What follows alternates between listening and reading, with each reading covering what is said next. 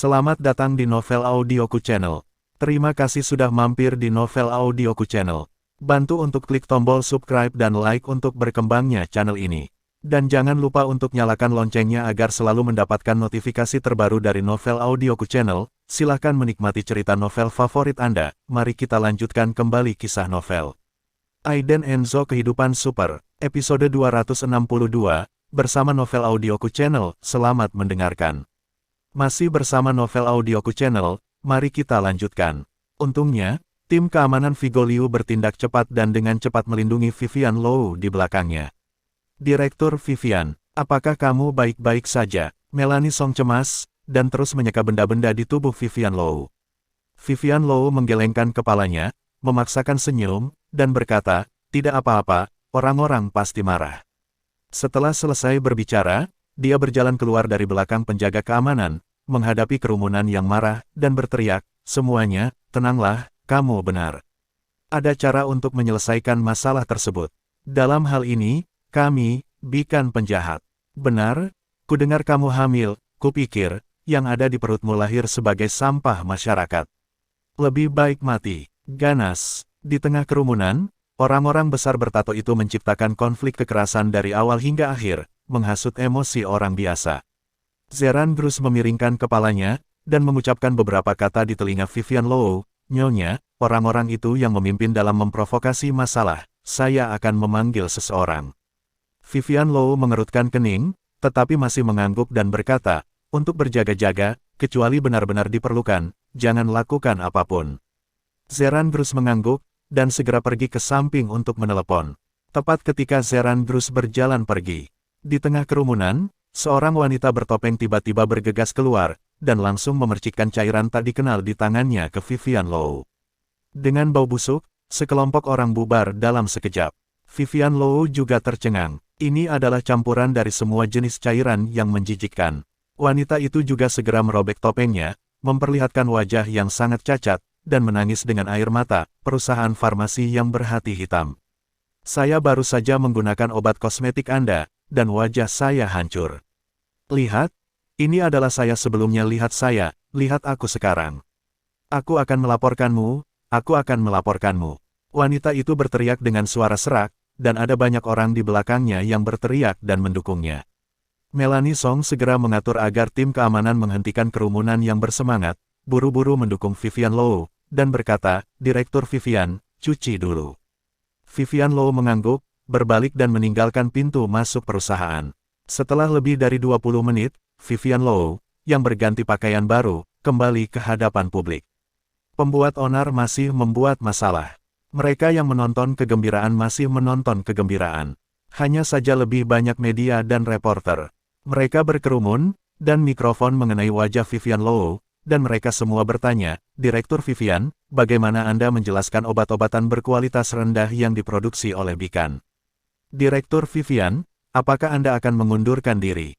Posisi Ketua Bikan, terima penyelidikan yang relevan.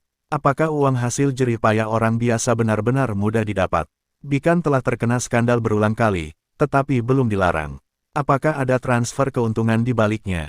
Sekelompok wartawan menanyakan segala macam pertanyaan, dan pertanyaan ini berasal dari sudut yang rumit, sangat tajam. Tampilan sudah disiapkan. Zeran Grus, Vigo Liu dan yang lainnya buru-buru menghentikan wartawan dan media yang muncul entah dari mana. Vivian Low juga menegakkan wajahnya, dan menjawab, semuanya, izinkan saya menegaskan kembali, Bikan tidak pernah mengembangkan, memproduksi, atau menjual obat yang lebih rendah dan palsu. Pasti ada kesalahpahaman di sini. Saya harap semua orang memberi saya waktu.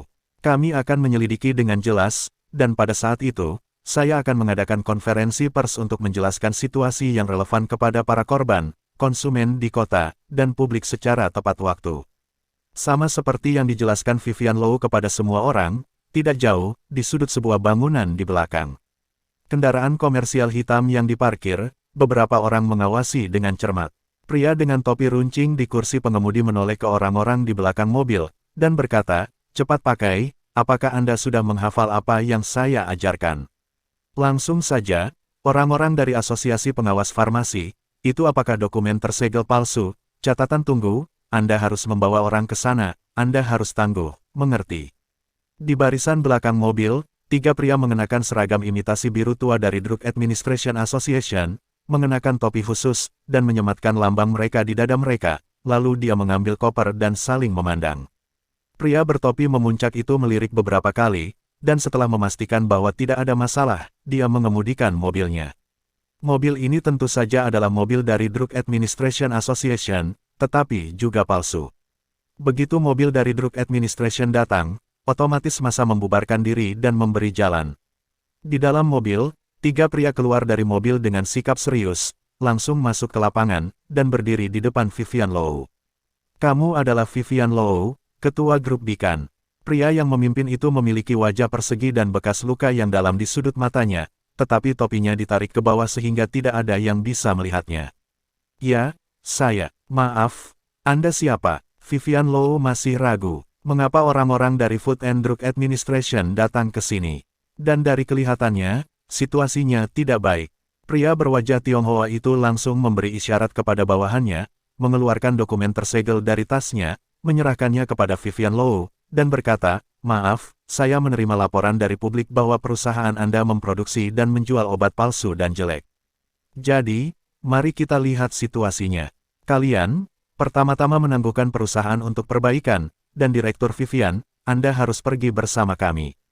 Vivian Low tertegun, dan buru-buru menjelaskan, "Saya maaf, masalah ini adalah kesalahpahaman, perusahaan kami tidak memproduksi atau menjual obat palsu dan jelek, kami juga sedang menyelidiki, dan saya harap kalian bertiga memberi kami waktu, dan kami akan menyelidiki." Sebelum Vivian Low selesai berbicara, pria jangkung di sebelah wajah berkarakter Tionghoa pria itu memotongnya secara langsung, dan berkata dengan suara dingin, "Direktur Vivian, kami juga mengikuti perintah, dan saya berharap Direktur Vivian akan bekerja sama dan menangguhkan bisnis untuk perbaikan. Ikutlah dengan kami." Lagi pula, ketiga orang ini mau tidak mau berbicara, jadi dia bersikeras untuk membawa Vivian Low pergi. Zeran Bruce segera berdiri, tubuhnya yang tinggi menghalangi 3 pria yang tidak diketahui asalnya, dan bertanya dengan suara yang dalam, "Apakah Anda dari Asosiasi Administrasi Obat?" Pria jangkung itu melihat wajah garang Zeran Bruce, merasa sedikit bersalah di hatinya, dia tergagap, ya, kenapa, bisa ada yang palsu?" Saat dia mengatakan ini, dia meluruskan topinya dengan penuh semangat dan meluruskan lambang di dadanya. Tampaknya memberitahu semua orang, "Lihat, pakaian, topi, lambang, apakah itu masih palsu?" Zeran Bruce juga sangat curiga, masuk akal bahwa orang-orang dari Asosiasi Administrasi Obat tidak bisa begitu cepat. Selain itu, dia diperintahkan untuk melindungi Vivian Low, jadi dia tidak boleh membiarkan pihak lain mengambil nyonya. "Kesombongan, Direktur Vivian, apakah ini karyawan perusahaan Anda? Beraninya Anda bersikap kasar, kami adalah anggota Food and Drug Administration. Berdasarkan hal ini, saya punya alasan untuk curiga bahwa perusahaan Anda memproduksi dan menjual obat-obatan yang lebih rendah dan palsu." Pria itu tiba-tiba berteriak dengan dingin. Dengan suara ini, pembuat onar yang berdiri di belakang segera mengangkat tangan dan bersorak. Vivian Low buru-buru berdiri dengan wajah tersenyum, memberi isyarat kepada Zeran Bruce untuk mundur, dan berkata, "Baik, aku akan pergi denganmu, tapi aku harus membawa asistenku bersamaku." "Tolong, tidak masalah." Pria itu menunjuk ke samping. Vivian Low menjelaskan beberapa patah kata kepada Zeran Bruce, dan kemudian, bersama dengan Melanie Song, mengikuti 3 pria di depan dan masuk ke dalam mobil bisnis hitam berlogo Drug Administration Association. Begitu Vivian Low masuk ke mobil, dia menyadari ada yang tidak beres begitu dia duduk. Sebab, dia melihat pakaian yang baru saja dia ganti di pojok kursi belakang mobil.